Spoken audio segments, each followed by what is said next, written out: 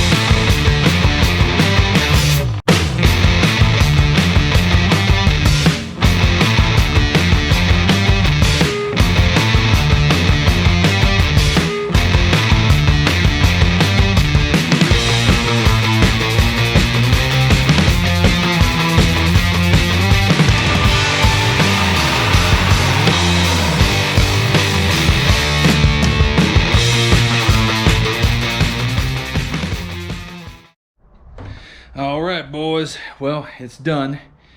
And, you know, did have it's not quite as great as I want, like the very center of the hood towards the top, which is where I had a real hard time reaching. It's kind of rough there. And there's a couple spots where it's not as smooth as it should be, but way better than the Jag.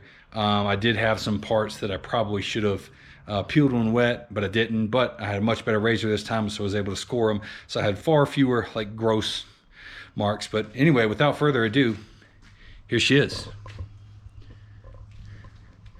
And of course, the sun has been brilliantly bright, beating down all day. And then as I was about to make this video, it got overcast. So it's kind of going back and forth with the cloud coverage.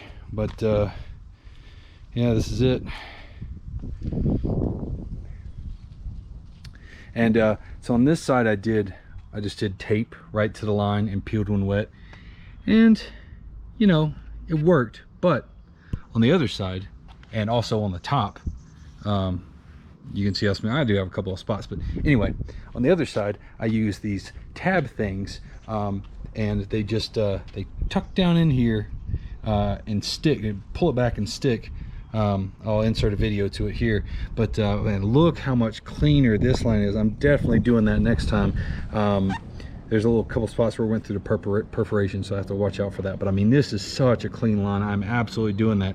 Those tabs are a little expensive, but clearly worth it, because the top looks real clean. This line here looks real clean. You know, I have a couple spots I didn't prep as well as I should have, but I can rub that out. Yeah, there, look, oh, comes right up. So yeah, I'm much happier with this. I still have a little bit of room to improve, but yeah, I'm fairly happy with this.